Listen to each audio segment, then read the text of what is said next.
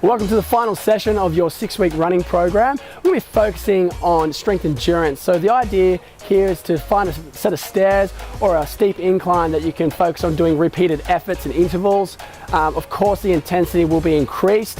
It's going to be a lot of tax on the body. However, the benefits behind running uphill or up a set of stairs is not only it's going to be able to increase the intensity and working your cardiovascular system, but you're going to be able to do it with less impact than you would if you ran a sprint on a flat surface. So it's great for your joints, it's good for beginners to start with as well, and obviously it's going to be specific. So whether you're doing the City2Surf or any other sort of trail running or any other marathon, if it's going to have incline in there, it's great to condition the body for it. So you can imagine that we're going to be looking and focusing on your stride mechanics and in terms of making you as efficient as possible with each stride, because not only you have to move forward, but you've got to move forward and up. So your body's got to really recruit a higher demand of muscle fibers per stride, and if you continue to stress this in an appropriate manner that's conditioned to your training history, whether you're beginning or you've got a good running base, if you stress this enough, you're going to have good adaptations. You're going to have a stronger stride, you're going to be able to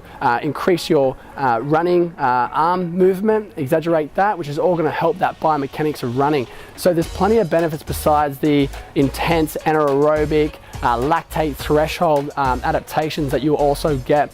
It's great for mental resilience too, especially if you set yourself a set of amount of sets to do of that hill or set of stairs. Knowing you've got to turn around and do it again and fighting that internal battle is going to all aid you in your running, especially when you're halfway through the running race or towards the end, you're starting to feel tired, things are sore.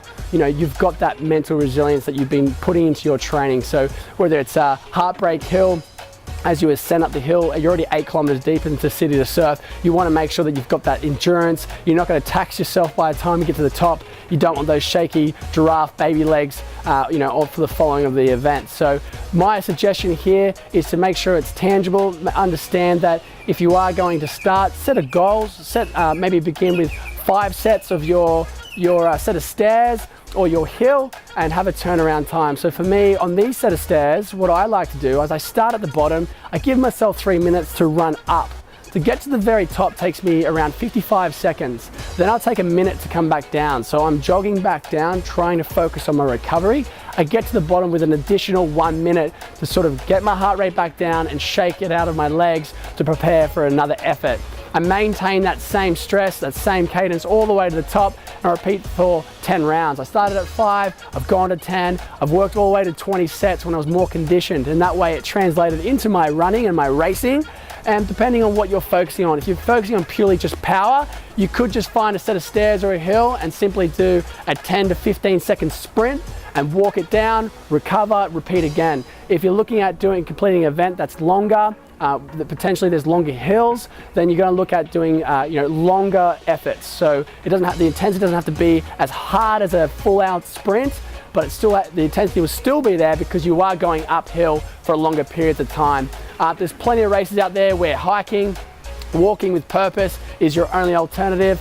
Everybody's different in terms of running efficiency. Some people operate really well flat, some people operate with a few degrees of gradient, other people operate really well on steep inclines. So you've got to expose yourself to certain weaknesses and then make sure that you're addressing that so that you're more of an well-rounded runner when you get into these races, and you're going to focus on, obviously we're looking at increasing performance and your result.